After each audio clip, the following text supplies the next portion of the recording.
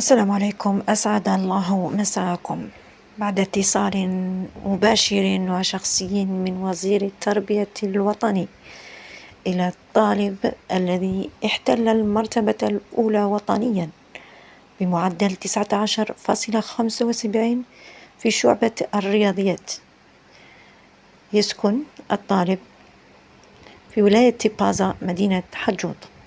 ألف مبروك، فقد شرف أهله وشرف بلد الجزائر. إن شاء الله منحة للخارج للدراسة في أمريكا أو في وطن متطور جدا. إلى اللقاء.